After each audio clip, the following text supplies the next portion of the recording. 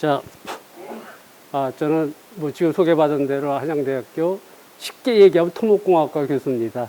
뭐 이 분야에 대해서 여러분보다 더 많이 알 리가 절대 없죠, 그죠? 절대 없는 건 사실이고요. 근데 이제 이런 자리에 제가 이제 자주 오는데, 예를 들어서 한 몇 달 전에 이제 행안부 특강을 요청받아 갔었습니다. 행안부에서 전화가 와서 특강을 해달라고 하더라고요. 단 조건이 뭐였냐면요. 4차 산업혁명만은 하지 말래요. 왜 그러냐. 매달 4차 산업혁명, 인공지능, 블록체인, 뭐 사물이든 매달 강의를 들었대요. 그래서 4차 산업혁명은 이제 지겹다. 그래서 제가 딱 한마디로 그랬습니다. 4차 산업혁명을 가지고 행안부에서 한 일을 어떻게 구축할 줄 아느냐. 그건 모른대요. 내가 그걸 해주겠다. 바로 그겁니다. 여러분도 이제 4차 산업혁명 다 아세요. 다 아시는데, 이 박물관 쪽에 박물관과 관련된 또 여러분의 여러 가지 좋은 뭐 비전이라든가 할 일 무척 많은데, 그걸 4차 산업혁명을 어떻게 접근할까, 어떻게 구축하느냐가 중요한 건 어떻게가 중요한 거잖아요. 그걸 가지고 오늘 초점을 맞춰서 여러분들한테 강의를 하도록 하겠습니다. 자, 뭐 이제 저는 토목공학과 건설환경과 교수니까요. 피라미드 같은 거 건설, 원래 제 전공이 저런 겁니다. 건설에서 이 구조물 설계가 제 전공인데, 저 피라미드 같은 경우 보면요. 저게 그 돌이 하나 크기가 가벼운 건 3톤이고요. 무거운 건 한 20톤 정도 됩니다. 그런 돌이 한 300만 개가 쌓였는데, 여러분 한 5,000년 지나면서 제가 1cm도 처짐없이 간다는 게 기적 중에 기적이에요. 근데 그런 거를 지금의 현대 과학으로도 그렇게 못합니다. 그리고 저 피라미드가요, 뭐 아시다시피 5,000년 전에 크레인도 없었잖아요. 사람들이 저런 식으로 들었을 때 실제적으로 인부들이 돌을 깨가지고 저 작업할 수 있는 한계가 한 10개 정도입니다. 그건 300만 개를 10개를 하면요, 1000년 걸려야지 피라미드 하나 건설하는 거예요. 그런데 20년에 끝나요. 뭔가가 있거든요, 뭔가가. 저는 그 뭔가가 민속이고 풍습이고 뭔가가 있다는 거죠. 그래서 저는 이제 그런 거를 연구를 했고요. 이제 그걸 좀 깊이 들어가게 되면은 양자역학적인 어떤 원리에 의해서 그것도 가능하게 됩니다. 자, 그것보다 더 앞서, 피라미드보다 더 앞서 문명이 있더라고요. 수메르 문명이라고. 뭐 들어보셨겠지만, 정말 이 수메르 문명은요, 정말 놀라워요. 이건 그 이집트 메소포타미아 문명이라든가 이집트 문명보다 한 1000년, 2000년 앞서서 문명이 시작이 됐잖아요. 근데 이 수메르 문명은 처음부터 지능형 문명이었었어요. 이 그림에 나와 있는 것처럼 요즘 나와 있는 그 킥보드 같은 세그웨이라고 그러죠. 저게 옛날에 진짜 6,000년 전 얘기인데 저게 있었었어요. 보시면 마차가 있는 걸 볼 수가 있어요.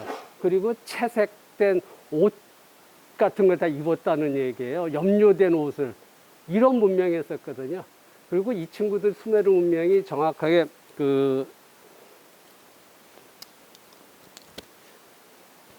이 정도 거리두기에서 마스크 벗어도 될 것 같습니다. 자, 이 문명에서 보면요. 이 친구들이 놀라운 거는요.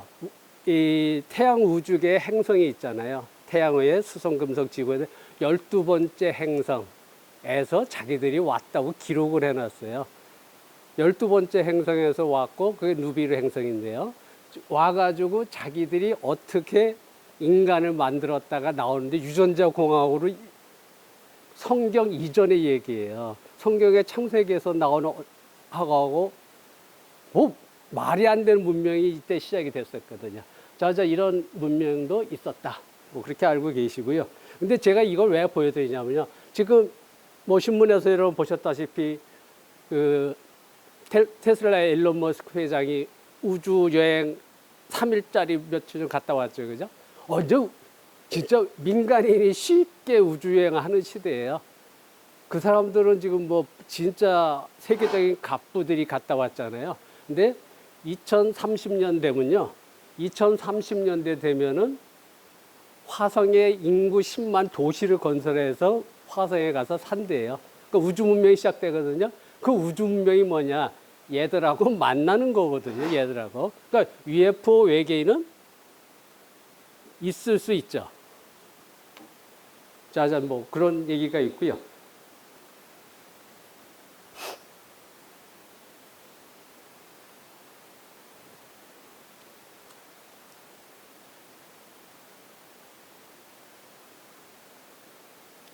자, 제가 뭐 민속박물관 사실 이제 국민의 한 사람으로서 민속박물관이 여기 있는 거 처음 알았어요. 참 제가 문제가 참 많은 거죠, 그죠? 그래서 제가 이제 홈페이지 들어가 보니까 이렇게 좋은 행사를 많이 하는데 이런 거를 제가 빼먹었구나. 정말 좋은 프로그램 많이 운영하고 계시고 정말 많이 하시는데 자 이런 뭐 전시실도 있고 보니까 예산이 올해 예산이 작년보다 줄어들었더라고요. 아무리 코로나 시대라 하더라도 그러니까 문화의 중요성을 지들도 뭐 오징어 게임이 중요하다, BTS다, 뭐 기생충이 어쩌고 저쩌고 하면서 이런 문화 예산이 줄었다. 뭐 뭔가 좀 이거 그러니까 그 예산을 타내는 방법 저는 이제 학교에 있다 보니까 연구비 타내는 것 때문에 기재부의 예타 받는 것부터 기타 등등 조금 해봐서 아는데 여러분들이 그런데 미숙해서 그런가 하는 좀 의아심을 좀 가졌었고요. 저는 뭐 2020년 이렇게 여러 가지 행사들을 좋은 걸 많이 한 걸 저도 봤고요. 그리고 지금 여기서 보셨다시피 여러분들께서 하고 있는 일들이 참 좋은 거 참 많이 하세요. 근데 뭐가 문제냐면요. 지금 저는 문화에 관심이 상당히 왜 이런 4차 산업혁명 하다 보니까 아무리 스마트시티, 스마트 건축하더라도요. 시민들이, 국민들이 행복해야지면 안 되거든요. 그 행복은 뭐냐? 바로 문화생활이거든요. 그래서 그러다 보니 이쪽에 관심 많은데, 제가 여기 민속박물관에서 하는 행사가 뭔지도 몰랐다. 그러니까 여러분들은 좋은 기획을 하셨지만은 홍보, 마케팅에서는 뭔가가 조금 개선할 점이 있을 것 같습니다. 그게 뭔지는 몰라도. 일단 저는 그렇게 일단 생각을 해봤습니다. 요건 뭐 요즘 마케팅 쪽에서 나오는 타겟 마케팅이라든가 요즘 뭐 여러분 알다시피 생산과 소비에 있어서는 4차 산업혁명에서 다 라이브 방송이죠. 그죠? 라이브 커머스 해가지고 자기가 생산한 걸 바로 이 TV에서 유튜브에서 방송하면서 생산자, 소비자를 연결시키잖아요. 그러니까 여러분들이 이 훌륭한 학예 전문가들이 좋은 프로그램을 했는데 소비자가 하는지 안 하는지도 몰랐다?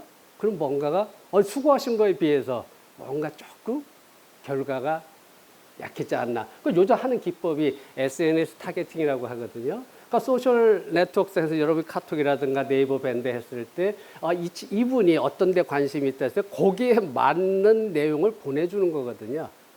자, 뭐 그런 식으로 된다든가. 자, 이런 데서 뭔가 조금 본칠 게 있지 않나 하는 생각을 좀 해봤고요.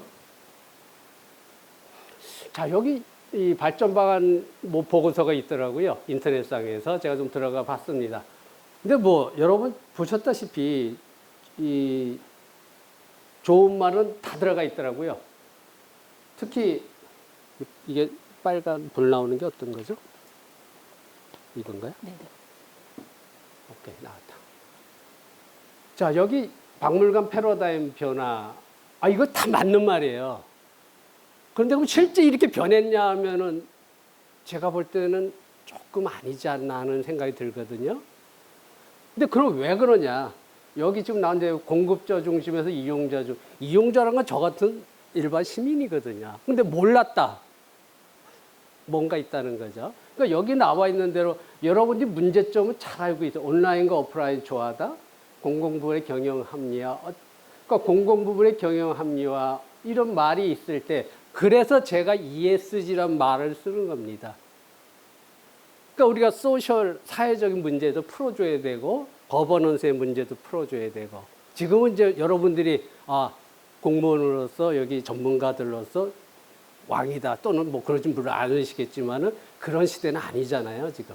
자 이제 그런 것들을 다 한꺼번에 풀 수 있는 게 ESG다라고 해서 제가 ESG를 한 거고요. 그러니까 여러분들이 여기 보셨다시피 비전과 목표들을 보시면은 자 국민의 문화적 사회질 제고, 평생 학습의 장, 한민족 공동체 정체성. 정말 이렇게 되면은 이거 완벽해요. 자 어떻게가 문제라는 얘기죠.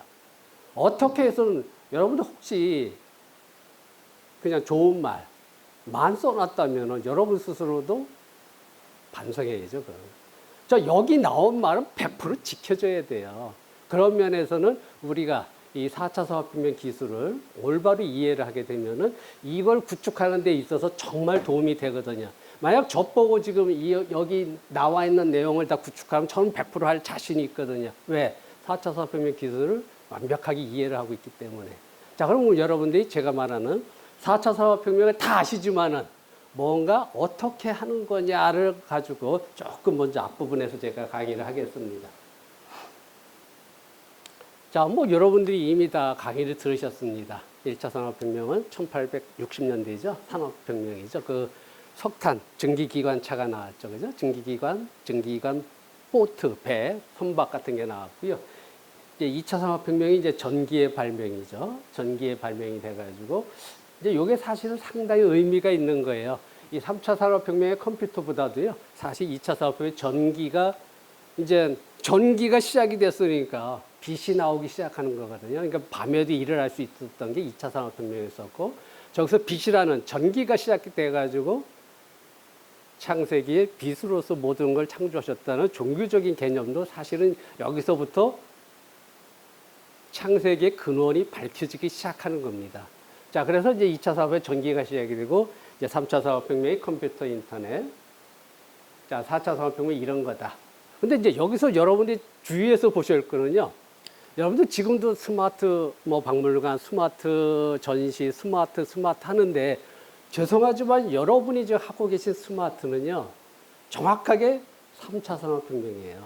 왜? 3차 산업혁명에서 컴퓨터와 인터넷 기반의 매니지먼트 하잖아요. 여러분이 지금 저거 하시는 거라고요. 그럼 4차 산업혁명은 저게 아니거든요. 그럼 그게 뭐냐는 거죠. 이제 그게 뭐냐면은, 자, 여기 나와 있는 사물 인터넷, 블록체인, 로봇, 인공지능, 증강현실, 가상현실, CPS 무척 많이 기술이 한 20, 30개 나오거든요. 그거는 4차 산업혁명 아니고요. 4차 산업혁명을 유발시키는 기초 기술들이에요. 여러분, 인공지능은 1950년대부터 있었던 기술이고요. 물론 로봇도요. 여러분, 이 산업 로봇에 있어서 전 세계에서 도입률이 우리나라가 세계 1등이에요. 왜?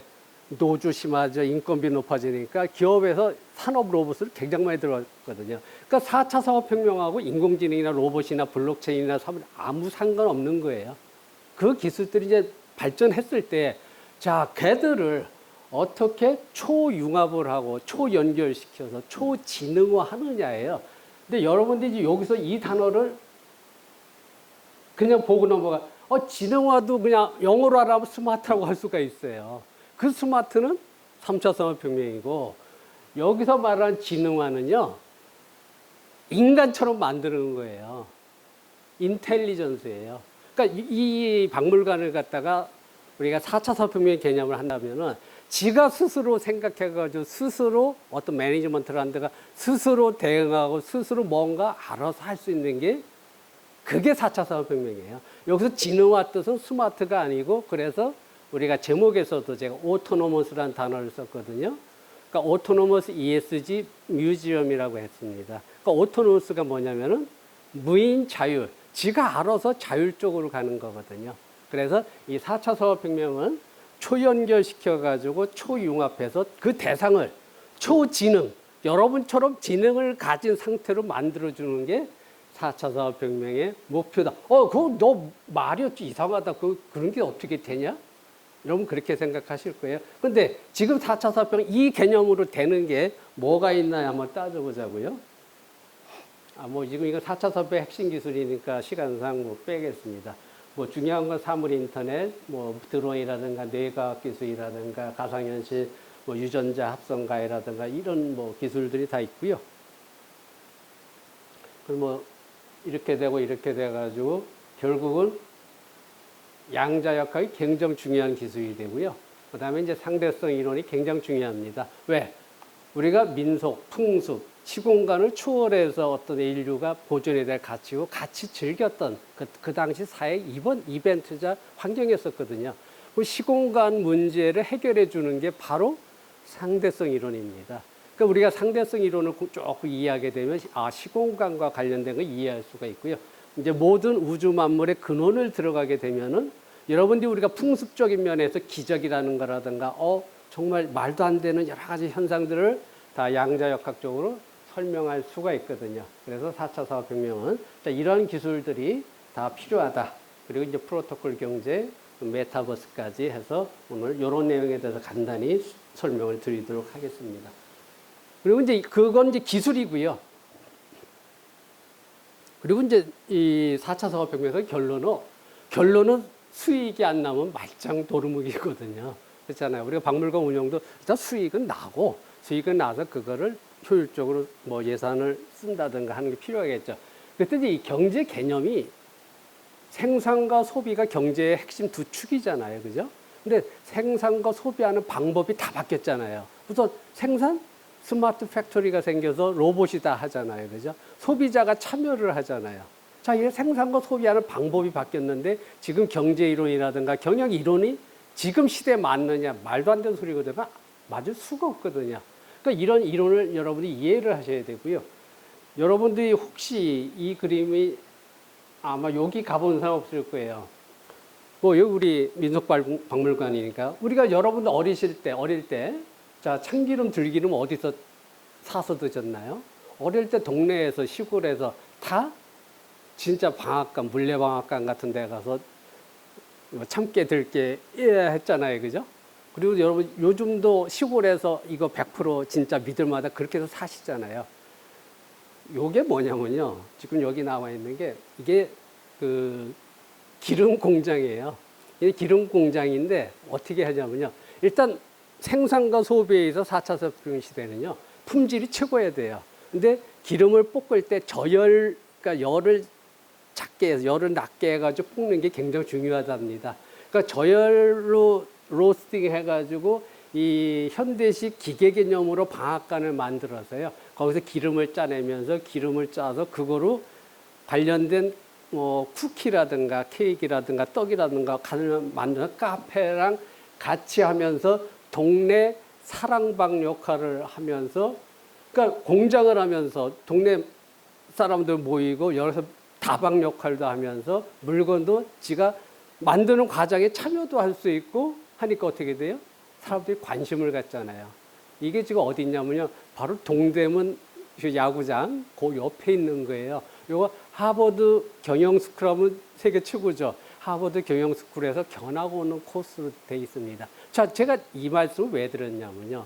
자, 고전적 개념의 기름 방앗간을 현대적으로 해서 생산자, 소비자 이걸 네트워킹 해가지고 함께 하는 걸 되는 게 4차 산업혁명이라는 얘기죠. 그럼 이제 박물관에서 혹시 여러분들이 정말 머리를 싸매가지고 학예 전문사들이 그 좋은 지식까지 많이 했지만은 소비자들이 어떤 생각을 할까? 소비자가 참여를 했나 안 했나? 소비자가 관심을 갖고 와 볼까 말까? 그거는 두 번째고 여러분들 너무 자기 일에 열심히 하셨잖아요. 그죠? 자, 이런 방앗간이 지금 있어서 아주 혁신적인 하나의 사례로 꼽힌다는 얘기죠. 그러니까 생산과 소비에서 참여형. 우리가 메타버스가 인기 끄는 이유가 뭐예요? 바로 자기도 아바타로 변신해 들어가가지고 공연할 때 자기도 뭔가를 할 수가 있잖아요. 그죠? 자, 그래서 이 경제 개념이 여기 나와 있는 걸 좀 여러분들이 다 이해를 좀 하셔야 됩니다. 여기서 이제 중요한 것 중에 이 카카오톡에서 하는 카카오 메이커스라는 것도 좀 이해를 해봐야 필요가 있거든요. 그러니까 카카오 메이커스는 어떻게 되냐면은 예를 들어서 요게 이제 하나의 인형 제품이라고 생각했을 때요. 요 제품을 내가 이제 이렇게 소개를 합니다. 그럼 이거 살 사람. 그러면 이제 몇 명이 모여요. 10,000명, 20,000명 이렇게 모이면요. 자, 너는 어떤 색깔? 모양은 어떤 게? 이게 서로 상의를 합니다. 그렇게 돼가지고 예를 들어서 10만 개. 소비자가 원한 만큼 딱 만드니까 어떻게 돼요? 재고가 하나도 없잖아요. 바로 이거죠. 테슬라가 전기자동차가 성공한 이유가 그겁니다. 걔들이 7년 전에 처음에 자동차 만들지도 않은 공장도 없는 상태에 2만 대에서 선주문 받았거든요. 그러니까 그게 자금이 됐잖아요. 자, 이와 같이 경제 개념이 바뀐다. 이렇게 경제 개념이 여러 가지로 바뀌고 여러분들이 아시는 이제 이 블록체인 개념도 잘 생각해 보셔야 돼요. 그러니까 블록체인을 요즘 이제 문제가 돼서 오늘 갑자기 그 비트코인이 뭐 7,500만 원, 8,000만 원까지 올라가대요. 제가 그 1998년도에 미국에 있을 때 비트코인 3개를 줘야지 햄버거 하나 먹을까 말까 했었어요. 그러니까 100원도 안 했, 그 100원도 안 했던 게 뭐 1000만 원이 아니라 7천만 원, 8천만 원 하는 시대. 근데 그게 중요한 게 아닙니다, 여러분. 블록체인의 개념이 중요한 거예요. 지금 이 인류 문명이 한 만 년 됐다고 했을 때 인류 문명의 만 년은 중앙 집권적 사회 정치 제도 속에 살았잖아요. 은행도 보더라도 한국은행이 중심돼서 걔들이 다 화폐 다 발행하고 다 중앙 집권적이었잖아요. 자, 박물관 해놓고 다 박물관, 국립박물관, 여러 박물관이 있고 지방박물관이 있고 중앙 집권적으로 지도를 다 위에서 다 결정을 해버리잖아요.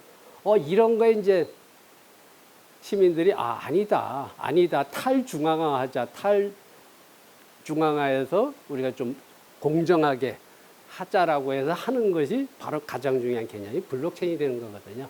근데 블록체인은 좋은 게 뭐냐면요, 채굴이라는 행위를 통해서 자기가 참여한 만큼 보상을 받잖아요.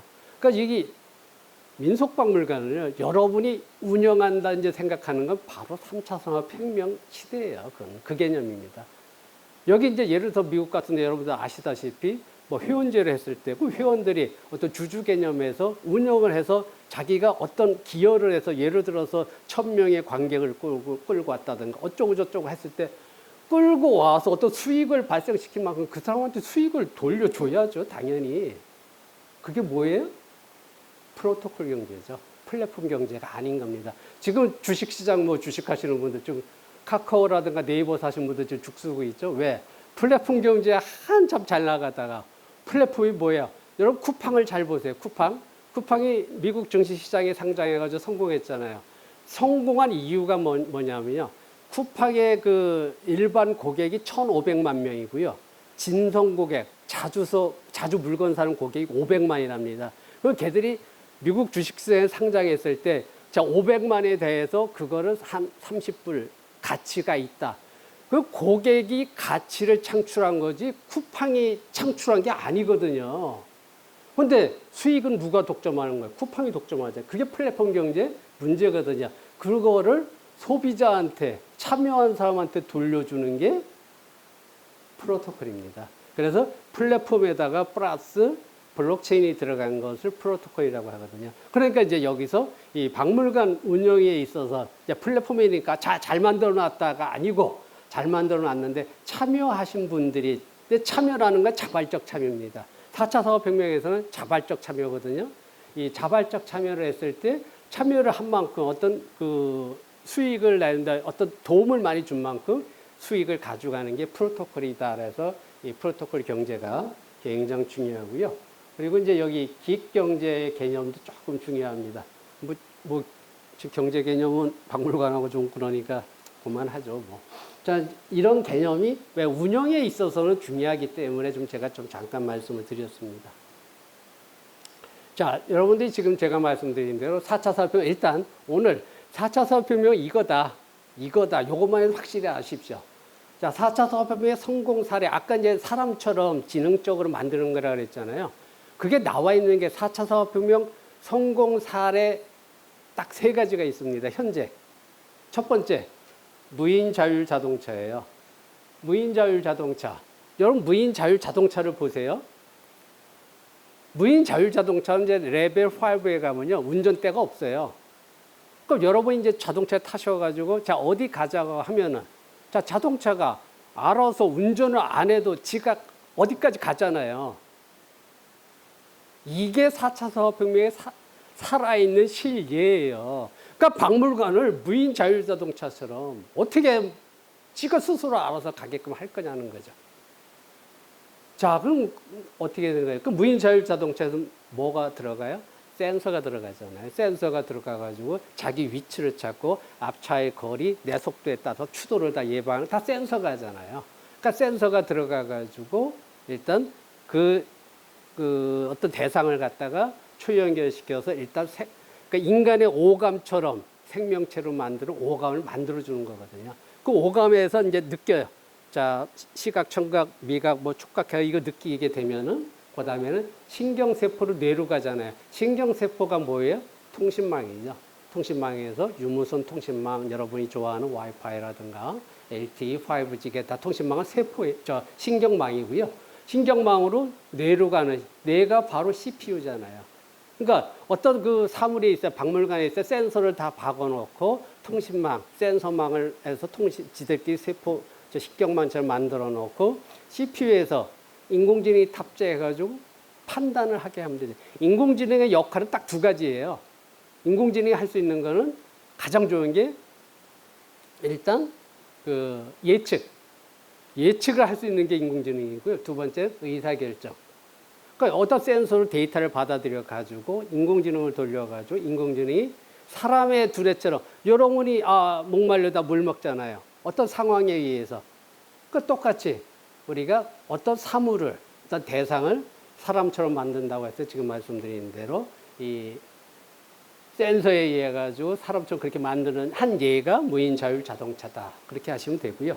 그러니까 이제 어떤 여러분들이 이제 주변에 4차 산업혁명 이걸 만들고 싶으시면은 어떻게 하면 무인 자율 자동차 같이 될까?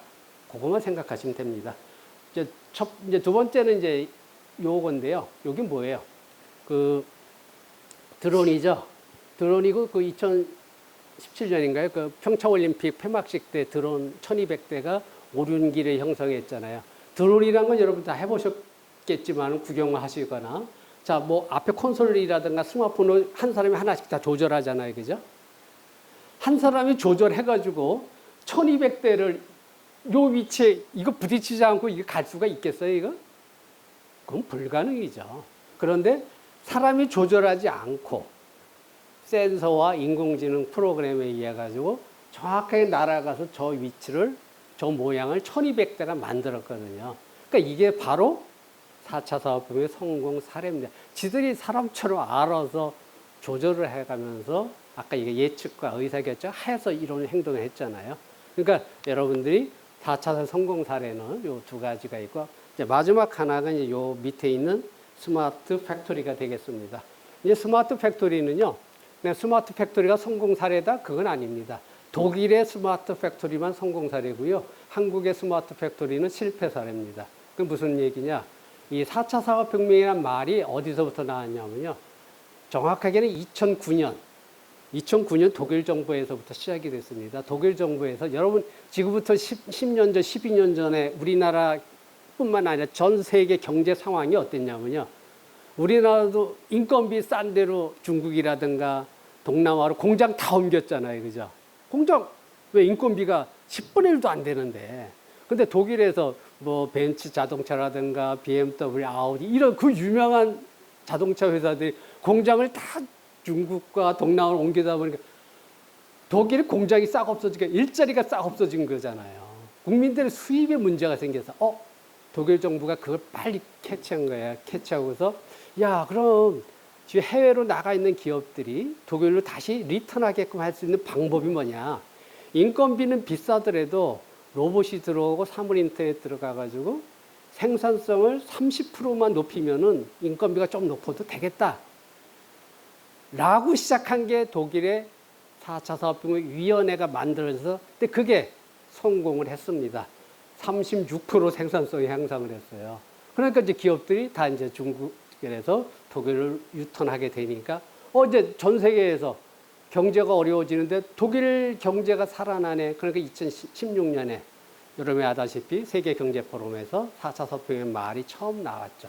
그러니까 이제 이 스마트 팩토리라는 얘기는 여기 이제 그림에도 나와 있는 것이 어떤 센서 기반의 어떤 사람이 하지 않아도 고장을 예측해가지고 스스로 고쳐주는 거예요. 어떤 품질 관리의 문제점 같은 것도 지들이 다 사람이 안 해도 다 체크를 해주거든요. 그러니까 생산성이 높아질 수밖에 없는 거죠. 근데 우리나라는 어떻게 됐어요? 근데 이게 스마트 팩토리는 4차 산업혁명의 공장에 대한 하나의 사례지 저게 스마트 팩토리가 4차 산업혁명의 모든 건 아니거든요. 그런데 이제 우리나라에서는 스마트 팩토리가 4차 산업혁명이네 라고 해서 제조업 3.0 해서 4차 산업혁명이 대한민국 정부에서는 그렇게 시작을 했습니다. 제조업하고는 4차 산업혁명은 스마트 팩토리 외에 모든 사회, 경제, 인문 모든 게 싹 바뀌는 게 4차 산업혁명인데 잘못된 개념이었었죠. 그러니까 정부에서 어떻게 했어요? 삼성이나 LG나 현대 같은 데서 자, 중소기업들 10,000개를 스마트 팩토리로 만드는 거 지원해라, 지원해라, 강제로.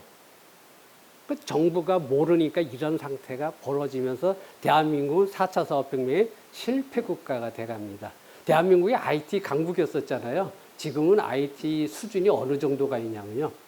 지금 정확하게 한 30위권에가 있습니다. 이건 정말 창피해서 말을 못할 정도입니다. 중국이 28위에가 있거든요. 우리가 지금 중국보다 밑에 있거든요. 중국에 여러분들 11월 11일 간 광군제, 작년에 광군제 때 하루에 매출이 얼마였었어요? 하루 매출이 83조였었습니다. 하루 매출이. 그게 플랫폼 경제 정말 미국도 못한 걸 중국이 했잖아요. 자, 이와 같은 IT 기술에 있어서 우리가 많이 좀 부족하다. 근데 좌우지간 4차 사업의 성공 사례가 3가지가 있듯이 여러분들이 아까 제가 4차 사업이면 지능화인데 지능화를 스마트가 아니라 오토노머스 인텔리전스예요. 그러니까 사람처럼 그러니까 여러분들이 여기 사례가 제가 전체를 해야 되겠네. 그래서 저 어떤 대사의 스마트시티다. 스마트시티가 무인 자율 자동차처럼 센서 기반의 지 도시가 시민들을 행복하게 해주는 거예요. 이런 개념의 스마트시티 지금 못하고 있고 그냥 말 그대로 스마트시티라고 하잖아요. 컴퓨터 인터넷 기업 매니지먼트. 그러니까 과거 개념의 스마트시티 지금도 하고 있거든요. 그래서 4차 산업혁명은 여기 나와 있는 대로 모든 거를 사람처럼 지능화시키는 거다. 그러려면은 가장 중요한 핵심 기술, 여러분이 그걸 아셔야 돼요. 만약 이런 박물관을 자 4차 산업혁명으로 아까 말씀드린 지능화를 시킨다 할 때 가장 중요한 기술이 뭐냐? 센서예요. 그러니까 무인 자율자동차 센서라고 그랬잖아요. 그러니까 센서 기술이 없기 때문에 센서 기술이 열악하기 때문에 건물이라든가 도시라든가 교량이라든가 지하철이라든가 하천이라든가 이거를 4차 산업혁명 제품을 못 만드는 거예요, 지금. 자, 이제 그거를 당연히 할 수가 있으니까 저는 이 자리에 쓴 거죠. 저는 이제 센서 특허만 11개를 제가 가지고 있고요. 하다못해 저는 코로나 감염병 센서까지 제가 가지고 있거든요. 저는 뭐 이런 센서가 있으면 아까 말씀드린 대로 그러니까 예를 들어서 여기 코로나 방역을 갖다가 지가 알아서 할 수 있게끔 센싱 해가지고 방역할 수 있는 플랫폼을 개발할 수도 있겠죠. 근데 그런 거 하나 개발하게 되면은 전 세계에 뭐 수출할 수가 있는 거죠. 그래서 4차 산업혁명의 핵심 기술은 결론은 센서를 이해를 해야 된다라고 생각하시면 됩니다. 자, 그래서 이제 센서를 알게 되면은 센서 다음에 센서 기술을 이해. 근데 이 센서는요, 이 사물 인터넷 개념의 센서입니다. 그러니까 요 지금 뭐 1시간 반 가지고 여러분한테 다 이해를 못 시키는데요. 이 사물 인터넷이라는 건 뭐냐면은 지금 인터넷은 사람들이 여러분 지금 인터넷 없이 하루도 못 살잖아요.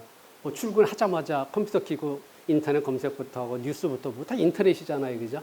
근데 지금은 사람 간의 인터넷이잖아요. 사람이 소통할 수 있는 기술이 인터넷인데 4차 산업혁명에서는요. 사물이 인터넷을 해요. 너 그게 무슨 소리야? 사물이 인터넷을 한다니. 이런 건물이, 어떤 유물이, 어떤 뭐 제품이, 사물들이 어떻게 인터넷을 하지? 근데 그게 돼요. 그게 사물 인터넷이에요. 그래서 사물 인터넷 개념을 알게 되면요. 사물 간의 소통을 할 수 있어요. 사람 간의 인터넷을 하듯이 사물 간의 인터넷을 해서 지능화를 할 수 있단 말이에요. 그러니까 사물 인터넷을 아는 건 굉장히 중요한데 시간이 너무 짧아서 그걸 여러분한테 그러니까 저는 이제 저희 토목공학까지만요. 우리 학부 학생들도 사물 인터넷 다 할 줄 알아요. 왜 제가 가르치니까. 잠깐 스톱이요. 이제 그래서 이제 지금 보셨다시피 이제 센서를 이해를 했고, 그건 통신망이 이제 완성이 돼야 돼요.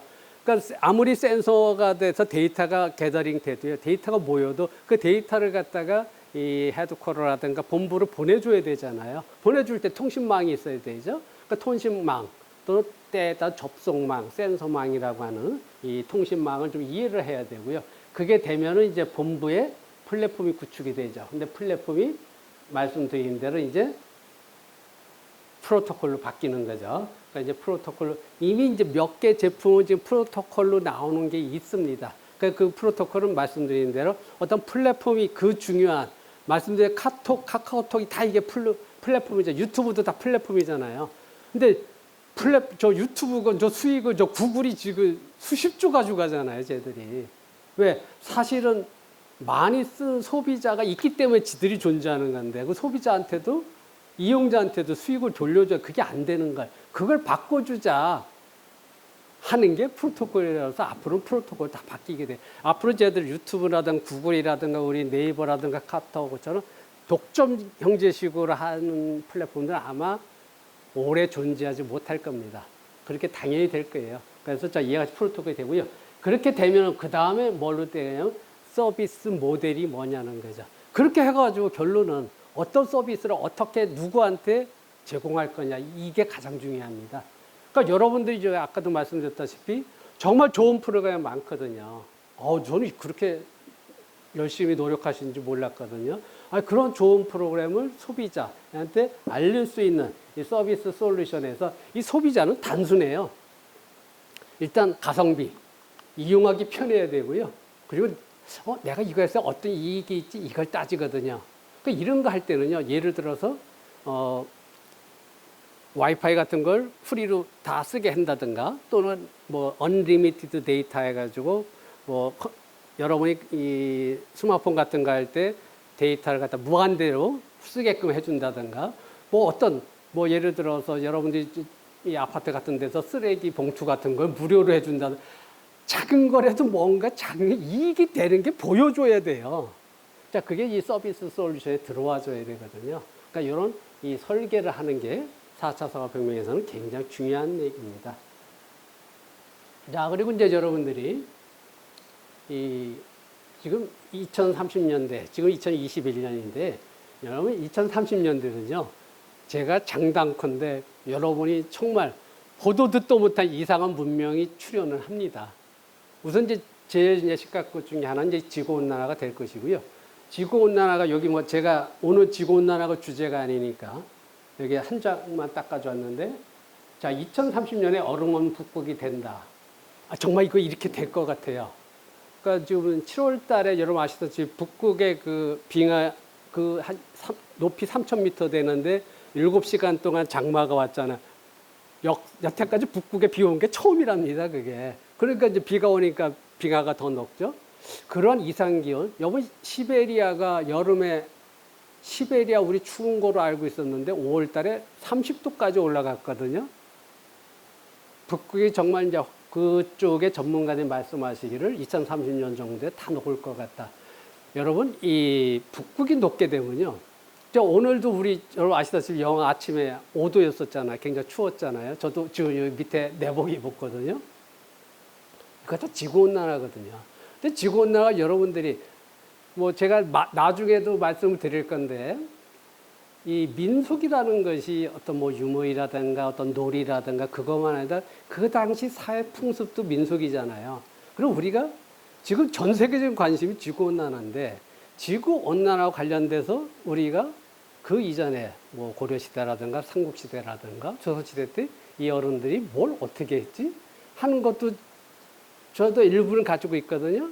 그런 것 보면서 미래를 어떻게 대응할 수 있는 그런 것도 굉장히 중요하거든요. 저는 지구온난화가 온실효과다. 저는 그거부터 일단 싫어하거든요. 온실효과로 다 알고 있거든요. 전 세계가 다 알고 있잖아요. 근데 여러분, 온실효과 6대 가스가 있잖아요. 이산화탄소, 메탄, 육bor화학 뭐 이런 거 6개 가스가 있잖아요. 대기 성분 중에 온실가스가 어느 정도 차지하느냐면 정확하게 0.5%예요. 0.5%가 지금 이 기상이변 코로나 이걸 다 일으킨다? 그런데 또 6대 온실가스 중에 지구온난화 영향지수가 있습니다. 그 중에서 이산화탄소가 9%예요. 그 다음에 메탄이 4%예요. 얘들 다 합쳐도요, 15%가 안 돼요. 지구온난화가 가장 큰 영향을 미치는 뭐냐? 수증기예요. 수증기는 70%예요. 자, 북극에 비가 놓으면서 얘들이 이제 전 세계 해류를 따 돌아가면서 수증기의 변화가 생기는 거거든요. 여러분, 구름이 생기면은 햇볕 차단하잖아요. 수증기가 지구온난화의 주범이에요, 사실은.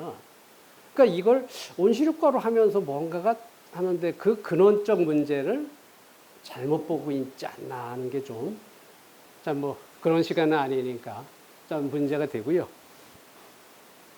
자, 그래서 이제 인류 문명이 빅뱅이 오고요. 그래서 이제 아까 말씀드린 대로 2030년대 되면 전혀 다른 세상이 옵니다. 전혀 다른 세상이 오는데 아까 제가 잠깐 말씀드렸던 양자역학에 의해서 정말 큰 일이 생깁니다. 지들이 말을 하기를 신의 입자라고 합니다. 양자역학에서 이게 빅뱅 당시에 만들어진 입자거든요. 우주 만물은 물질이란 얘기는 여러분도 몸무게 지금 뭐 60kg다, 뭐 30kg다 할 때 이게 다 질량을 가지고 있기 때문에 그렇잖아요. 근데 이 질량, 모든 물질은 질량을 가지고 있거든요. 질량이 빅뱅 당시에 10의 마이너스 31초 동안 극히 찰나에 질량이 생겨났다가 사라집니다. 그게 바로 힉스예요. 이 미친놈들이 과학자들이 이걸 다 찾아내요. 어떤 실험실 길이가요, 27km예요. 27km에서, 27km 따져서 여기서 하면 수원까지예요. 27km 실험기계에서 두 입자를 빛의 속도, 3 곱하기 10의 8m/s, 빛의 속도 충돌을 시켜요. 그게 지금 현대 과학기술이거든요. 그래가지고 이 힉스라는 걸 찾아냈거든요. 이래가지고 우주 만물의 근원. 그러니까 제가 말씀드린 신이 인간을 창조했나? 우주를 어떻게 창조했나? 같은 것들이 다 나오게 됩니다. 여기서. 그러면서 인간의 의식도 양자역학적 메커니즘이다. 제가 이걸 넣은 이유 중에 하나는 여러분이 생각할 수 있는 우리 민속 중에 어떤 기적같이 이상한 현상이다 보이는 것도요. 양자역학적으로는 거의 100% 설명할 수 있다고 보시면 됩니다. 그래서 이와 같이 시간과 공간과 물질과 에너지가요. 여기 보세요. 어떻게 이게 같다고 할 수가 있어요? 이게 같아요. 이게 같다는 걸 이해하시게 되면 여러분은 이제 선경에 들어가시는 이제 그래서 이제 5차 산업혁명이라는 걸 좀 이해를 하시는 게 굉장히 중요하고요. 이제 5차 산업혁명에 뭐 여러 가지가 있는데 이제 시간상 자, 중요한 거는 지금은 여러분들이 0과 1, 컴퓨터 없이는 뭐가 지금 우리 인류 문명이 존재하지 않잖아요. 그죠? 그걸 인정하시죠. 슈퍼컴퓨터, 근데 앞으로는 양자 컴퓨터죠. 그러니까 지금은 0과 1이거든요. 0과 1이거든요. 근데 지금은 이제 양자역학에서는 불확정성 원리라는 게 있습니다. 0과 1은 고전역학적인 결정론이거든요. 근데 양자역학은 불확정성의 확률 개념이거든요. 0과 1이 비트인데, 그 컴퓨터의 기본이 이거로 돼 있는데, 0과 1이 동시에 존재할 수가 있어요. 그건 무슨 얘기냐? 예를 들어서 한양대학교에 지금 학생이 3만 명입니다. 3만 명의 성적을 갖다가 예를 들어서 1등부터 3만 등까지 한 차례대로 해봐라. 라고 하면 1등 누구, 2등 누구, 3등 누구. 이게 지금 슈퍼컴퓨터예요. 근데 양자 컴퓨터는 어떻게 되냐면은 1등부터 3만 등까지를 한 번에 딱 나왔다. 왜? 중복되는 게 허용이 되거든요, 쟤는. 그래서 양자 컴퓨터는 한 10만 년 걸릴 거를 갖다 한 10분 내에 해결할 수 있는 앞으로 이런 5차 산업혁명 시대에 가면 그런 시대가 된다라고 보시면 됩니다. 그래서 이 디지털 문명이 혁신되는, 그래가지고 그걸 5차 산업혁명이라고 보시면 됩니다. 그러니까 이 양자 컴퓨팅에 의해 가지고 빛의 혁명이 되는, 빛의 혁명이니까 빛이 창세기의 종교의 기본 아닙니까?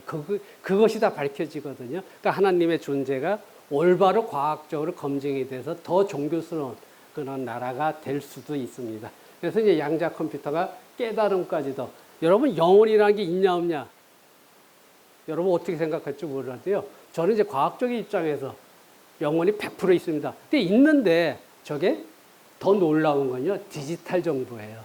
여러분의 지금 의식, 여러분 지금 제 수업을 듣는 것도, 여러분, 제가 뭐 떠드나 지금 생각하고 있죠. 이 생각하고 있는 건, 디지털 정보예요. 어때? 이게 듣는 건 이제 아날로그로 지금 들으시는 거거든요. 아날로그 들어가지고, 귀로 들어가가지고, 뇌로 들어가, 뇌에서 축삭돌기라는 데서 아날로그로 들어온 이 전자신호가요, 디지털 정보로 바뀝니다. 0과 1로 바뀌어요. 이건 여러분 기적입니다. 기적 중의 기적이에요. 그걸 찾아낸 거거든요. 그럼 어떤 얘기가 돼요?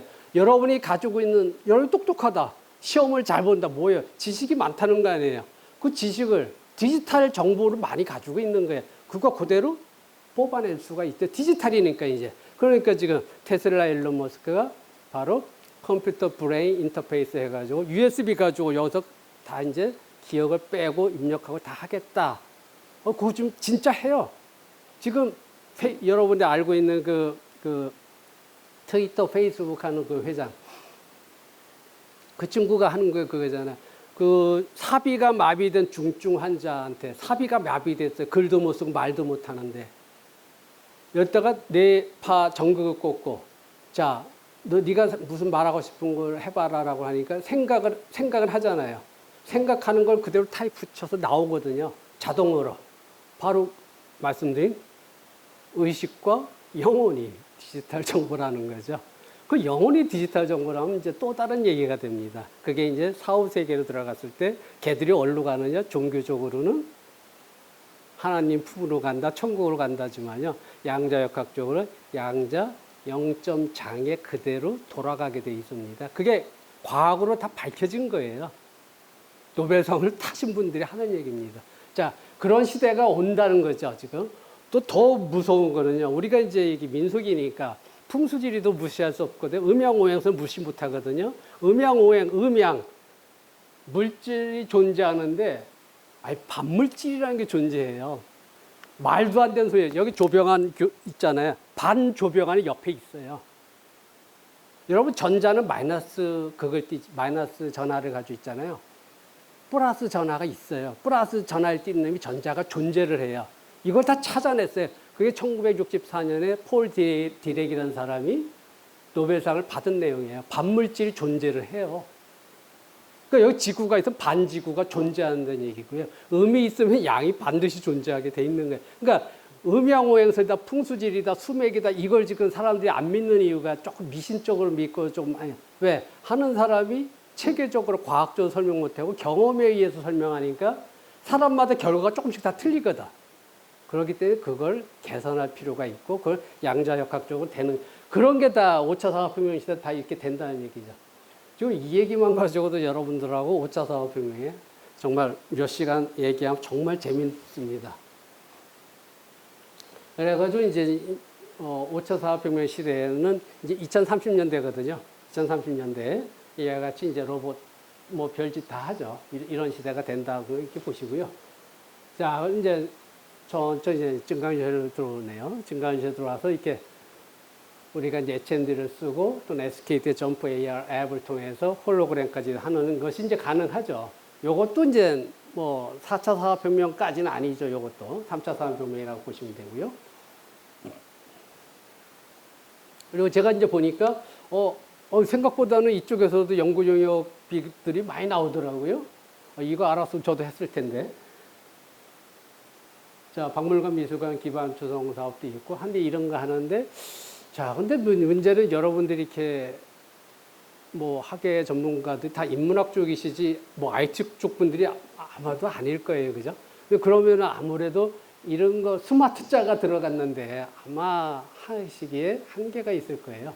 이제 그랬을 때 이제 그거를 어떻게 할 거냐는 거죠. 이제 그런 것도 한번 좀 생각을 같이 한번 해보면 좋을 것 같고요. 자, 그래서 이제 제가 ESG라는 개념을 썼는데, 뭐 여러분 아시다시피, 그러니까 ESG라는 게, 자, 여기 기후변화 탄소 배출, 그러니까 여기서도 이제 분명히 이제, 여러분 2030년대 되면 지구온난화가 너무 심해지기 때문에, 진짜 이산화탄소 배출하면은 아마 벌금을 굉장히 많이 낼 겁니다. 그러니까 여러분들도 스스로 이 건물 자체에서도 에너지 중립, 탄소 중립, 에너지 제로로 하도록 노력을 할 거예요. 아마 안 했다가 큰일 납니다, 그거는. 자, 그렇게 됐을 때, 뭐, 이런 것들을 에너지 효율, 폐기물 관리, 물 부족, 이런 것들을 이 국립민속박물관에 어떻게 처리를 하실 건지, 제가 이런 것들을 여태까지 하셨거든요. 하셨는데, 아까 제가 말씀드린 4차 산업혁명 개념으로는 안 하셨거든요. 4차 산업혁명 프로토콜 개념으로는 안 하셨고, 그러면 프로토콜 개념을 한다면은, 이 관람객들이 자기들이 알아서 쓰레기 청소해서, 저 사람 저렇게 했네? 다음에 올 때 예를 들어 입장료를 50% DC를 해준다든가 어떤, 그게 프로토콜이라고 제가 그랬잖아요. 그러니까 운영 자체를 여러분들이 꼭 해야 된다 또는 관리인들, 청소인들이 해야 된다는 시대가 아니다라는 거죠.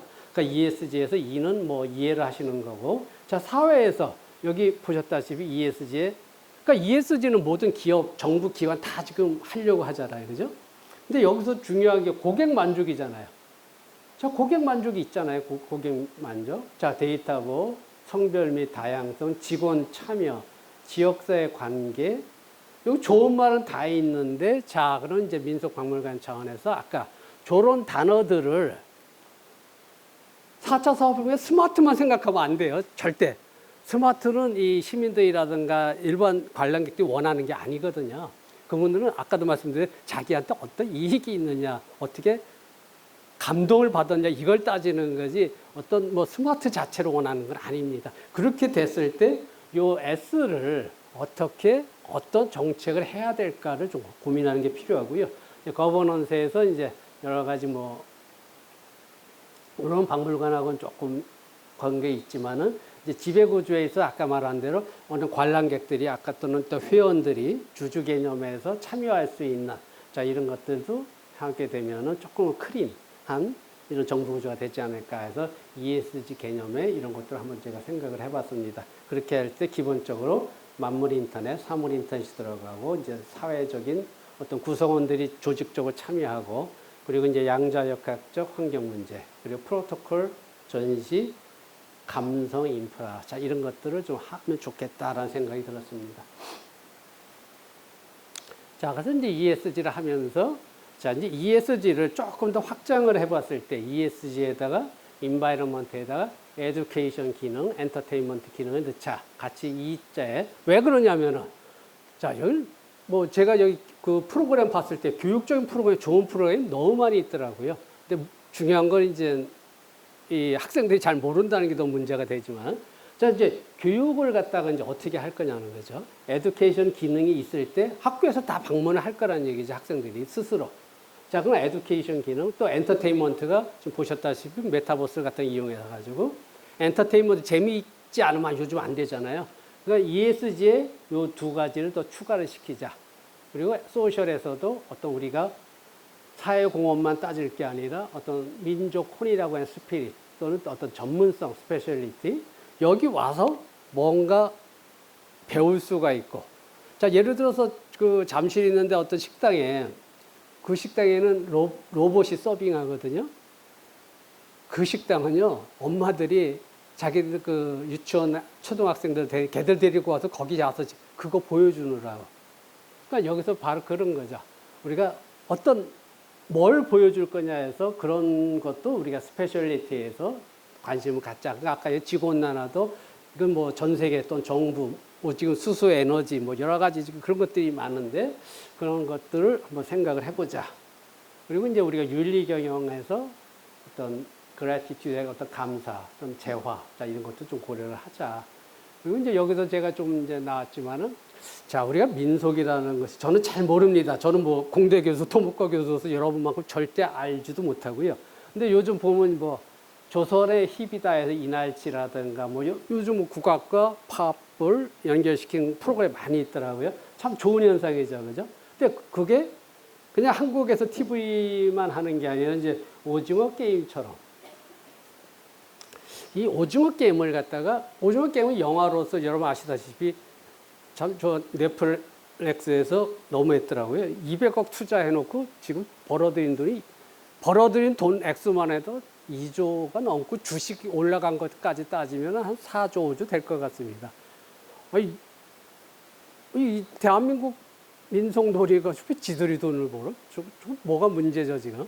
자, 근데 이 오징어 게임이 영화가 아닌 로블록스라는 메타버스에 하는 게 있거든요. 그러니까 여러분 지금 그 네이버가 하는 제페토가 그 가입자가 한 2억 5천만 명 되거든요. 2억 5천만 명의 가입자가 거의 10대가 90%예요. 10대 중에 백만장자가 벌써 나와 있거든요, 얘들. 그 속에서 뭘 하길래? 그럼 여러분들이 민속박물관에서 어떤 전시를 하거나 관람, 뭐 어떤 경연을 뭘 하는데 중요한 건 참여거든요. 고객이 관람객이 누가 오느냐. 쟤들을 어떻게 하길래 수천만 명이 하루에 모이지? 한번 그걸 같이 한번 생각해 보자는 얘기죠. 자, 그래서 뭐 이런 것들이 좀 중요하다. 그래서 이제 그 ESG 박물관을 한번 여러분들이 그 자료에 있으니까 시간 나실 때 한번 읽어보세요. 이제 이런 방법으로 이 4차 산업혁명의 이런 개념을 다 하게 되면은 결론은 이제 프로토콜 개념으로 이 플랫폼이 변하는 겁니다. 그런 이제 그 플랫폼이라고 했을 때는 참여자들이 자율적으로 운영을 하고 관리도 하고 수익도 발생하고 그런 게 되는데 그걸 프로토콜 개념으로 해가지고 여기 보셨다시피 구축을 하는 거죠. 자, 요걸 한번 읽어보시면은 4차 스마트 박물관이 아니라 ESG 프로토콜 박물관이 되는 겁니다. 이런 박물관 한번 생각해 보시고요. 그럼 말 그대로 제가 말씀드렸던 대로 박물관이 살아있다는 말이 정말 되거든요. 살아있게끔 만들 수가 있다는 얘기죠. 여기서 보시면 블록체인이 박물관에 어떻게 영향을 미칠 것이냐, 메타버스가 어떻게 영향을 미칠 것이냐, 프로토콜이 어떻게 하느냐. 자, 이런 것들이 바깥에서는 지금 이렇게 변하고 있거든요. 그러니까 여러분들도 물론 이 분야에는 가장 훌륭한 전문가들이시지만은 저도 토목공학과 교수로서 제 스스로 유튜브에서 공부해서 이 상황에 올라간 거지. 근데 대한민국 공무원이 일단 되시고 나면 사실 죄송하지만 공부를 안 하시더라고요. 왜? 자기 업무에 너무 바쁘니까. 자기 개발할 시간이 없으신 것 같아요. 세상이 너무 빨리 변해요, 지금. 여러분, 제가 아까 그 얘기를 안 한 것 같은데, 여러분, 지금 아까 우주여행 잠깐 했잖아요. 우주여행 지금 요번에 그 테슬라에 일론 머스크가 한 우주여행 3일 갔다 온 거는 비용이 한 70억 정도 돼요. 3일 갔다 온 게. 그러니까 100만장자가 아니라 억만장자 아니면 못 가죠. 그죠? 지금 당장은. 근데 2030년도 정확하게 2029년 정도 되면요. 어떻게 되냐면요. 돈 많은 사람들은 안 죽어요. 무슨 얘기냐면요. 지금 구글이 하고 있습니다. 여러분 한번 쳐보세요. 구글의 칼리코 프로젝트라고 있습니다. 구글의 칼리코 프로젝트가요. 2014년부터 지금 한 거의 10조 가까이 투입해가지고 개발하고 있는 게 있습니다. 걔들 목표가 인간 수명 500세예요. 구글이 되지도 않을 거 걔들이 개발할 애들이에요. 절대 당연히 되니까 하는 거 거의 성공하고 있어요. 그런 지금 우주여행처럼요. 당장에 2030년도 되는 돈 많은 사람은 안 죽는 시대가 진시황이 별짓 따서 안 죽으려고 별짓 따 그런 사람은 안 죽게 되고요. 2050년 되면은 아마 인류의 수명이 이제 무한대로 되는 시대가 옵니다. 그런 게 5차 산업혁명 시대. 이런 시대에 종교가 그냥 믿으면 천국 간다. 그러면 종교가 된다고요? 요즘 제가 제일 많이 컨설팅하는 게 종교입니다. 교회 성당 절에 제일 많이 가서 그분들도 뭔가 변하는데 신도들이 안 오는데 자기들 변해야 된다는 거 압니다. 자, 뭐 딴소리고요. 이렇게 돼서 여러분들도 조금 변해주기를. 그러니까 왜? 지금 말했더니 이런 거 학교 다닌다고 해서 공부하는 게 아니란 얘기예요. 저도 토목과 교수로서 제가 공부해서 이 상에 올라가 있거든요. 자, 그래서 이제 결론은 이제 지금 가서 플랫폼이 변하죠. 여러분이 지금 네이버라든가 다음 인터넷 플랫폼을 제일 많이 쓰죠. 그죠? 또는 이제 구글 크롬을 쓴다든가. 근데 앞으로 이제 이 소셜 네트워크 플랫폼이 이제 메타버스로 변할 것 같습니다. 그러니까 메타버스에 장점이 있거든요. 그러니까 메타버스가 여러분 아시다시피 메타버스는 메타가 이제 초월한다는 뜻이고 버스는 유니버스의 뜻이죠. 그래서 어떤 현실을 초월한 그런 세계. 그러니까 현실과 연결된 가상세계라고 보시면 돼요. 가상세계는 이제 무궁무진합니다, 이제. 컴퓨터 모든 공간. 무한대의 공간이 있는 거죠. 문제는 그 무한대의 공간. 현실은, 종로의 땅이다, 광화문의 땅이다. 이게 정해져 있잖아요. 근데 가상공간상에는 무한대의 땅이 있거든요. 여기가 자기가 어떤 장소를 잡아놓고 거기서 이제 사업을 하는 거죠. 그게 메타버스입니다. 자, 그래서 이제 메타버스에는 대표적으로 시작은 제일 옛날에 게임 같은 거, 우리나라의 싸이월드도 메타버스의 일종이었었거든요. 싸이월드는 시작해서 요즘은 잘 안 되지만은 요즘 와서는 미국의 로블록스가 대표로 되어 있고요. 로블록스가 있고 우리나라의 네이버가 하는 제페토. 이게 제일 지금 우리나라에서는 제일 세계적으로도 지금 한 2억 5천만 명 정도 지금 가입자가 있거든요. 여러분 2억 5천만 명 한국에 해가지고 2억 5천만 명 되는 거는 그 공과를 알아줘야 돼요. 그리고 SK가 하는 이프랜드가 있고요. 그래서 이런 것들이 있는데 메타버스는 결론은 요거만 보시면 돼요. 자, 포털, 정보 검색, 인터넷 플랫폼이 되는 거고요. 카톡처럼 소통을 다 할 수 있고, 그러니까 메타버스를 이용해서 인터넷 역할을 하면서 소통까지 할 수 있으면서 게임까지 하면서 수익까지 생기는, 이거 네 가지가 한 번에 되는 게 메타버스예요. 그러니까 여러분들이 지금 네이버라든가 다음에 들어가서 뭐 검색할 이유가 없어요. 이 안에 들어가면 네 가지가 한 번에 다 되기 때문에. 자, 그러니까 메타버스는 그래서 우리가 디지털 지구라고 하거든요. 뜨는 것들의 세상. 그럼 얘들이 뭐 에스파라고 해서 여기 있는 분들은, 젊은 분들은 아시겠죠? SM의 엔터테인먼트 걸그룹이죠. 4명으로 된 애들인데, 이 친구들은 이제 이게 이 메타버스에서 여러분들이 아바타로 변신해서 그 가상 공간에 들어가는 거잖아요. 그래서 나와 아바타가 연결이 돼 있죠. 영화 아바타에서 그런 식으로요. 연결돼 있죠. 그래서 이제 이 얘들도 이 4명이 이 아바타가, 가상의 아바타가 실제 가수들이 노래할 때 같이 떠들면서 교류를 할 수 있는 것도 있죠. 자, 그래서 이제 지금 이런 세상이라는 얘기죠. 그래서 늦기 전에 디지털 지구 메타버스 빨리 올라타야 되거든요. 그러니까 여기서도 이 민속박물관에서도 당연히 메타버스 플랫폼이 구축이 돼야 되는데, 그 플랫폼 구축하고 IT 하는 애들 뻔해요. 뭐 어떻게 될게. 그런데 아까 말씀드린 대로 이 4가지 기능이 되면서 경제 개념이 다 들어가서 도움이 될 수 있는, 자, 그런 메타버스 민속박물관이 돼야 될 것 같습니다. 그러니까 요즘 뭐 이와 같이 뭐 요즘 온라인 비대면 시대에서 가상공간, 요즘 그 분당에 스타트업들 이렇게 하는 회사들이 몇 개 있거든요. 그러니까 가상공간 사무실을 만들어 놓고 출근을 하는데, 출근할 때 이 사람들이 아바타가 자기가 뜨는 거거든요. 그러니까 뭐 실제 일을 안 할 수가 없는 환경이 되죠. 근데 앞으로는 사무실이 다 자동적으로 한 10년 지나면 이런 식으로 다 바뀔 거예요. 자, 이렇게 됐고, 현대자동차에서도 현대자동차 뭐 이 차가 나왔을 때 그런 시승식이라든가 같은 거를 메타버스에서 하고, BTS도 메타버스에서 하고 있고, 자, 이런 식으로 해서 이렇게 하고 있다. 자, 여기 보시다시피 메타버스의 제일 뭐 하나의 사례를 이렇게 보자면요. 이 친구가 트래비스 스캇인데, 여러분 좋아하는 친구가 힙합 가수죠. 래퍼죠. 근데 이 포트나잇에 지금 코로나 시대에 공연을 못 하잖아요. 공연을 못 하는데, 이 포트나잇이라는 하나의 게임 할 수 있는 메타버스인데, 여기서 자기가 아바타가 이 트래비스 스캇의 얘가 아바타거든요. 아바타를 만든 공간을 여기서 공연을 하는 거고, 실제 노래를 이제 자기 스튜디오에서 하면은 그 노래가 얘를 통해서 나오는 거고, 고객들이 참여했는데 1230만 명이 참여를 했답니다. 자, 우리가 민속박물관 메타버스를 만들었는데, 내용이 컨텐츠가 어떻게 되느냐에 따라서 1230만이 아니라 제가 봐서는 이거보다 10배도 이건 힙합 가수니까 자기 취향이 아니면 안 들어가거든요. 근데 우리가 오징어 게임에서 보다시피 민속 풍습이라는 건 감성적으로 전 인류에 접근할 수 있는 툴이 되거든요. 자, 이걸 어떻게 찾아낼 거냐 하는 거죠. 그래서 뭐 여러 가지 사항이 있습니다. 자, 그럼 이런 것들이 이제 이렇게 발전해요. 앞으로 이제 메타버스가, 아바타가 촉감 기술까지 갖게 돼요. 텔레프티라고 하거든요. 올해 노벨 물리학상 받으신 분이 바로 촉감 센서를 개발한 분이죠.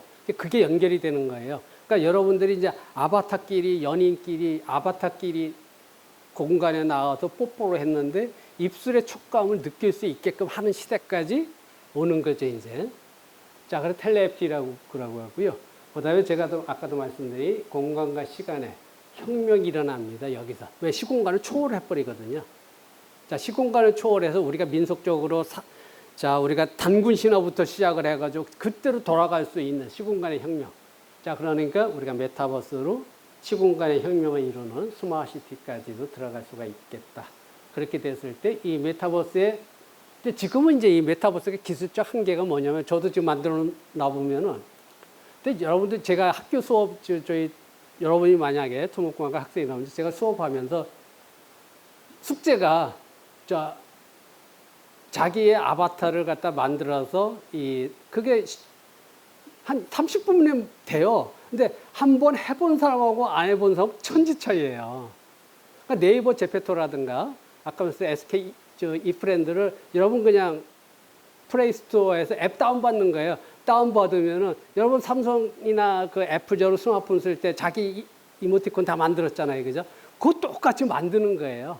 그럼 자기 아바타가 만들어져서 그 아까 말씀 네이버 제페토라든가 SK 이프렌드에서 이런 세상이 되는데 그 아바타가 자기하고 전혀 비슷하지가 않잖아요. 지금 아바타들은. 왜? 정해진 틀이 있기 때문에. 근데 앞으로는 그렇게 아니고요. 이제 홀로그램식으로 발전하거든요. 그래서 완전히 자기와 똑같이 되고 이렇게 됐을 때요. 제가 말씀드린 대로 여러분의 영혼이라는 게 뭐예요? 영혼이 뭐예요? 그게? 여러분의 어떻게 보면 정체성, 아이디, 여러분의 생각, 출생 배경, 여러분이 알고 있는 생각, 이 모든 거죠. 그게 디지털 정보를 그걸 마인드 업로딩이라고 해요. 그거 그대로 빼내요. 빼내가지고 이 아바타한테 집어넣게 되면은 여러분은 죽어도 묘지에 들어가 화장을 했다 하더라도 얘는 살아있잖아요. 이 시대가 오는 거지. 이게 5차 산업혁명입니다. 자, 그래서 이제 메타버스가 그렇게 발전하고요. 메타버스에서 이제 클론이라는 게 이제 인간 복제가 돼요. 여러분들 지금 인간 복제는 사실 하면 안 되거든요. 우리가 그 둘리, 그 양 복제는 뭐 15년 전에 이미 했잖아요. 그죠? 양, 원숭이 뭐 그건 복제할 수도 있죠. 그런데 왜 사람을 복제를 해요? 사람을 복제해가지고 내가 여기 위암 걸리면 내 위 잘라내고 저 복제 인간, 그게 영화 아일랜드 레포트죠. 그죠? 근데 그게 중국에서는 실제 해요, 사람을. 실제 사람을 복제한 게 성공했어요. 이 사람이 그 복제해서 성공해놓고 사이언스지에 발표를 한 바람에 들통이 났거든요. 사실 우리나라 황우석 교수랑 그분들이 인간 복제 못하는 게 아니거든요. 윤리적으로 하지 말자고 했는데 사실 러시아라든가 중국 같은 데도 그런 거 못 따져요. 복제 인간 그냥 공장에서 찍어내는 거잖아요. 찍어내가지고 전쟁 발생하면요. 전쟁에다 제대로 투입해버리는 거예요. 이런 세상이 온 그게 클론이거든요. 복제 인간은 클론이라고 합니다. 이 클론이 메타 공간상에서 생기는 게 메타 클론이 됩니다. 그러니까 이게 이 메타버스가 이렇게 이제 발전해 버리는 거죠. 그러니까 그런 애들이 블록체인, 사물인터, 인공지능 융합해가지고요. 이 메타버스의 플랫폼이 바뀌게 됩니다. 이거 프로토콜 개념으로 바뀌게 되면은 정말 이전에 없던 지금 제가 말씀드린 건요. 제가 자신 있게 얘기한 세계 최고의 기술입니다. 여러분이 성공할 수 있는 사업이 됩니다. 자, 그래서 뭐 여기 보셨다시피 다음 세대 기술, 메타버스 시대가 온다, 황금알을 낳는다, 디지털 트윈이다, 메타버스 가상이 이건 피할 수 없는 운명이에요. 전 세계적으로. 근데 이걸 누가 먼저 하느냐고요. 근데 우리나라 사람들 내비두면 젊은 친구 잘하는데 정부가 규제. 알지도 못하면서, 그죠? 알지도 못하면서. 이게 뭐냐. 우리는 이거 좀 메타버스 잘할 수 있는데. 자, 하여튼 뭐 지금 여러 가지 하고 있고요. 그 SK에서 지금 여러분 핸드폰에서요. 그 점프 AR을 다운받으시면요. 이렇게 손에다가 비추면은 아바타가 이렇게 생겨서 손에 나오게 됩니다. 이런 재미있는 것도 있거든요. 자, 그럼 이걸 어떤 뭐 사람이 아니라 우리가 어떤 민속과 관련된 제품이라든가 관련된 인물이라든가 이런 거를 이렇게 재미있게 할 수도 있겠다. 그래서 아까도 말씀드린 메타클론에서 마인드 업로딩 기술 어쩌고 저쩌고 해서 아바타가 이제 실제 여러분이 그대로 복제돼서 메타버스 가상공간 저는 정말 이러고 싶지 않은데 기술이 이렇게 발전을 하네요. 근데 이걸 모르게 되면 여러분들은 이거 아는 사람들의 노예가 됩니다. 자, 오징어 게임이죠. 그래서 오징어 게임에 어쩌고 저쩌고 하고 이렇게 되는데 자, 우리가 메타버스 대한민국 민속박물관도 오징어 게임이 로블록스에서 개발됐듯이 못할 이유가 하나도 없죠. 제가 알기로는 어디선가 문체부에 예산을 올렸는데 예타에서 다 잘린 거로 제가 들었거든요. 뭔가 잘못돼도 한참 잘못됐어요. 그러니까 이게 여러분들이, 그러니까 예를 들어 저 같으면 이런 거 열변을 통하면서 상대방을 설득할 자신이 있는데 여러분 죄송하죠. 좀 저보다 조금 모르시니까 상대방을 설득할 정도 이 지식을 못 가지고 있으니까 설득을 못했기 때문에 메타버스 박물관이 아마도 빠진 것 같습니다. 이거는 황금알 낳는 진짜 거기가 될 수가 있어요. 어떻게 만드냐에 따라서. 자, 저 어떻게 됐건 미국 청소년들이 무궁화 꽃이 피었습니다를 가장 많이 한대잖아요. 자, 우리 민속박물관 좋은 프로그램 얼마나 많이 있어요. 지금 오징어에서 보여준 건 진짜 우리나라 민속의 10분의 1이 뭐예요? 100분의 1밖에 안 되잖아요. 앞으로 할 게 무척 많잖아요, 지금.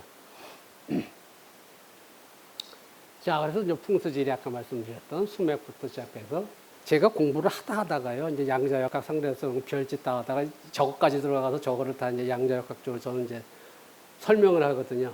그러니까 전통적인 우리가 민속 풍습의 저 대표적인 것들을 과학적으로 설명해서 상대방한테 믿음을 주는 것도 굉장히 중요한 거죠. 자, 저런 것들을 자, 어떻게든 메타버스 플랫폼에서 여기 나와 있는 제가 지금 메타버스 플랫폼 이 내용 가지고 지금 하나 만들 생각을 지금 가지고 있거든요. 그래서 뭐 할 게 너무 많죠. 우리나라 송황당 문화라든가 재밌잖아요. 송황당에서 자연적인 이 샤머니즘, 애요, 그리고 풍수지리의 양택, 음택. 풍수지리는요, 우리가 지구온난화와 관련해서 반드시 발전해야 돼요. 지구온난화에서 가장 중요한 게 결국은 에너지 문제거든요. 지구온난화에서 대기온도가 올라간다. 대기온도가 왜 올라가요? 지구 대기 분자가 활성화된 거예요. 활성화돼서 에너지가 상승한 거거든요. 에너지 문제예요. 그러니까 에너지는 질량이다가 상대성 이론이거든요. 거기서 다 이게 풀리거든요, 여기서. 이렇게 다 풀리는 거죠. 그래서 우리가 풍수지리라든가 여기 나와 있는 장례 문화라든가 여기 나와 있는 수맥파라든가 이런 도깨비가, 자, 도깨비가 사실일까요? 가짜일까요, 저거를? 저한테 지금 설명하라면 저는 양자역학적으로 설명이 가능하거든요. 저게 왜 가능할까? 설명이 가능한 얘기예요. 그런 식으로 좀 과학적으로 상대방이 믿게끔 해서 하는 것도 굉장히 중요할 것 같다. 그리고 우리 토속신앙이라든가 뭐 자연숭배, 무속세 같은 우리와 민속과 관련된 같은 것들이 이 메타버스 상에서 오징어보다 더 관심을 끌만한 여러 가지가 있지 않을까 이렇게 생각이 듭니다. 아까도 잠깐 말씀드렸다시피 UFO가 정말 있거든요. 여러분들은 어떻게 미국 국방부에서 공식 인정했습니다. 미국 국방부에서 3건 UFO가 자기들이 발견했다. 발견한 정도가 아니고 저 나쁜 놈들이, 미국 놈들이 얼마나 나쁜 놈들이냐면요. 1947년도에 미국의 뉴멕시코에 그 UFO가 떨어졌습니다. 재수없게 UFO가 벼락을 맞았어요. 그래서 UFO가 떨어졌는데 떨어졌을 때 거기서 외계인이 3명이 타고 있었어요. 3명 중에 2명은 죽고 하나는 살아났는데 외계인과 인간이 어떻게 소통을 해요? 소통이 안 되죠. 그런데 아까 말씀드린 양자역학적으로 뇌파 파동의 생각에 의해서 소통이 됐어요. 그러니까 얘가 한 사이에 잡혔는데 잡히니까 헌병이 와서 딱 취조를 하려니까 아무리 외계인이라 하더라도 헌병이 취조한다는 느낌을 알잖아요. 그러니까 아무 대답이 없었어요. 근데 얘가 UFO에서 떨어졌기 때문에 다쳤어요. 근데 간호사가 케어를 해주니까 UFO 외계인이 봤을 때 얘는 나한테 페이버하구나. 그러니까 뇌파로서 자기는 어디에서 왔고 어디에 다 얘기를 했고요. 그 UFO가 몇 번 떨어졌는데 그거를 그 미국 그 AR 21인가 그 기지에다 외계인들 다 데려다 놓고요. 거기서 연구를 시켜가지고요. 그 인터넷에 다 나오는 얘기예요. 근데 공상 아니냐?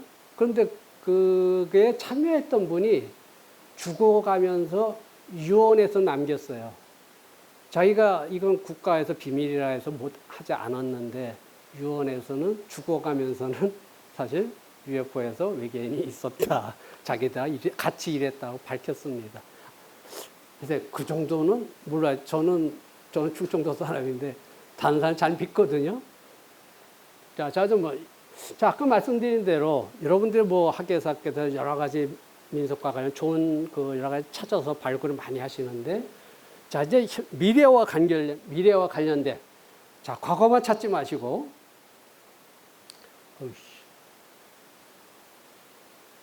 과거에 우리가 이제 민속 풍습을 이제 자료를 확인하시고 현재 이거를 과학으로 검증하는데 미래에 어떻게 된다. 그러니까 지구온난화도 제가 보니까 이 태양의 흑점 폭발하고 관련이 있는데 태양 흑점 폭발이 있다 1967년대 보면 우리나라 기록에도 꽤 나와요. 그런 것들을 이쪽하고 연결시켜 미래에 이렇게 된다고 했을 때 국민들이 민속박물관이 저런 역할도 하는구나. 바로 그런 얘기죠, 제 얘기는. 물론 여러분 물론 지금 과거에 대해서 잘 알고 계시지만은 과거, 현재, 미래를 이게 순환이 되는 거거든요, 결론은. 순환이 되는 데 있어서 민속박물관의 역할이 굉장히 중요할 수가 있다는 얘기죠. 자, 그래서 그러면 여러분들이 한번 생각해 보면 되고요. 자, 그래서 이런 것도 3D 프린터로 다 찍어낼 수 있어서 어떻게 되고 하고요. 그러니까 예를 들어서 지금 그에서는 박물관에 딱 들어오면 사진을 딱 찍어서 그 옆에서 3D 프린터 피겨, 그러니까 이 관장님의 모습을 3D 프린터로 이 가격에 따라서요, 뭐 10cm짜리, 20cm짜리, 30cm짜리 이렇게 실물 이렇게 만들어 주고요. 다 고금 관람 끝나고 나오면 그때 기념품을 이렇게 주거든요. 뭐 3D 프린터로 그런 것도 할 수 있고, 자, 뭐 시큐리티, 세이프티, 뭐 이런 거 다, 뭐, 여러분이 다 아시는 거고요. 그래서 아까 메타버스 얘기했을 때 이런 연계를 할 수 있는 기술에 대한 특허를 제가 일부 가지고 있고요. 그리고 지금 제사문화는 이제 앞으로 많이 바뀔 것 같습니다. 그러니까 제사가 이제 제일 문제는 이제 이 어린이들이 고인들이 누군지도 모르면서 절만 하잖아요. 그죠? 전화하는데 고인의 이 훌륭한 업적들 같은 거를 이제 사이버상에서 메타버스를 통해서 다 보여줄 수가 있겠죠. 그런 여러 가지 이런 문화가 바뀔 것이다. 그리고 이제 이산화탄소 문제, 자, 이걸 어떻게 할 것인지, 깨끗한 공기, 자, 이걸 어떻게 할 것인지, 3D 프린터. 여러분, 사실 뭐 제가 특허를 한 70개 정도 가지고 있는데요. 이제 저는 이제 70개 그 관리비가 너무 많이 들어가서 더 이상은 안 내고요. 제가 수업을 이렇게 하잖아요. 수업하게 되면 우리 학생들은 한 학기 끝나면 특허 하나씩 다 제출을 합니다. 교수로서 저 학생들이 A+ 주는 게 중요한 게 아니고요. 아이디어를 발굴하고 지가 스스로 생각해서 한번 특허를 내게끔. 제가 공부를 해서 모든 분야에 다 커버를 하거든요. 그래서 학생들이 이렇게 하는 게 중요합니다. 그래서 이건 이제 3D 프린터로 이런 건물을 3D 프린터로 찍게 되면 한 3일이면 이 건물이 완성이 되거든요. 미래 핵심 기술이죠. 이제 이런 것들이 이제 굉장히 중요하다는 얘기죠. 자, 그래서 이제 결론입니다. 지금 딱 5시가 돼가네요. 자, 그래서 K민속이다. 결론은. K민속. 우리가 뭐 너무나 잘 아는 기생충, BTS, K컬처가 있는데, 오징어 게임이 있는데, 자, 여러분들이 아까도 말씀드렸듯이 물론 지금까지도 참 잘하셨어요, 사실은. 잘했다는 얘기는 뭐냐면 과거 개념에서는 잘하셨지만 저같이 5차 산업혁명 시대로 보게 되면은 조금 더 개선할 소지가 조금은 더 있는 것 같습니다. 그런 면에서 이런 콘텐츠 체험화 차별화 전략에 있어서 또 이 분야에서 어떤 일을 하시는 거 보면은 이 분야에 있어서도 마피아식으로 딱 정해진 사람들만 딱딱 되더라고요. 근데 정말 제야의 고수들이 참 생각보다 많이 있습니다. 그런 분들을 불러내서 이렇게 자문을 받는 게 중요하지 않을까 생각이 들고요. 그리고 제가 볼 때 이제 여기 민속박물관도 있지만은 전국에 거쳐 여러 가지 시설들을 활용할 수 있는 지방화 전략. 그리고 전문가 피드백이 정말 중요한데 아까 말씀드린 개선방. 여러분들 아까 말씀드린 대로 여러분의 그 비전이라든가 기타든가 굉장히 좋은데 그게 말뿐인 것도 일부 있거든요. 그런 것들을 뭐 저뿐만 아니라 다른 전문가들과 정말 어떻게가 중요한 거잖아요. 그걸 실현시킬 수 있는 방안을 한번 생각해 보면 정말 될 자신이 있는 거고요. 그리고 이제 소셜 인플루언서 요즘 얘들이 영향이 크잖아요. 얘들은 뭐 많은 사람 500만 명, 1000만 명 가지고 있잖아요. 이런 사람들 디지털 마케터에서 이거를 왜 여기 이렇게 훌륭한 프로그램인데 저도 몰랐다. 그걸 한번 여러분들께서도 한번 생각해 보시고요. 그리고 이제 여기서 아까 말씀드린 ESG 플랫폼을 프로토콜로 구축하게 되면 세계 최초가 될 것이고요. 젊은 유치하자. 여기서 M은 메타버스입니다. 사물 인터넷, 클라우드, 블록체인, 메타버스 교육으로 젊은 유치. 그러니까 우리가 지금 대학 교육에서는요, 뭐 아무리 서울대, 카이스트, 연고대도 하더라도 지금 대학 교육 가지고 이 기업의 니즈를 맞추지 못해요. 그러니까 기업에서 인재 뭐 잡으러 다닌다고 해외 돌아다니잖아요. 그러니까 이런 시대에 우리가 지금 교육이라는 것이 꼭 학교가 있어야 되고 교사가 있어야 되고 교재가 있어야 되는 게 아니거든요. 미네르바 대학이라든가 프랑스 에콜 42대학이라든가 이런 대학들은 캠퍼스도 없고요. 교수도 없어요. 컨텐츠 가지고 수업하면서 세계 최고의 인재를 지금 다 만들어내잖아요. 근데 민속박물관이 그냥 민속을 보여주면 끝내는 게 아니고 민속에 할 수 있는 고고학과 박물관 그 대학에 있는 과처럼 유물을 이거 하는 그 시대는 이제 아니다는 얘기죠. 그러니까 그 시대 넘어서 그런 이제 이런 박물관에서 이런 교육까지 할 수 있다. 그리고 이제 건전한 민속을 해서 이 오징어 게임처럼 상품화하는 거 결론은 그겁니다. 자, 그렇게 됐을 때 여러분들께서 잘할 수 있을 것 같습니다. 말씀드렸다시피 여러분들이 지금도 참 정말 국민의 한 사람으로서 박수를 쳐주고 싶은 만큼 참 열심히 하셨는데 근데 조금 더 개선할 소지는 있을 것 같다. 그런데 그게 개선할 소지가 여러분 다른 사람이 주는 게 아니라 여러분이 공부하셔야 돼요. 말씀드렸다시피 제가 특허가 70개는 다 4차 산업혁명만 특허 70개거든요. 제가 공부해서 지금 메타버스까지 블록체인까지 다 특허를 가지고 인공지능 로봇 다 특허 가지고 있거든요. 공부해서 한 거예요. 만약 제가 여러분 자리에 있다면은 여러분의 업무를 만약에 제가 한다면 제가 어떻게 할까요? 그러니까 여러분들 죄송하지만 국민의 한 사람으로서 물론 바쁜 업무에 수고 많으시게 좀 공부하셔서 세계를 선도할 수 있는 민속박물관이 되기를 기원하면서 강의 마치겠습니다. 감사합니다.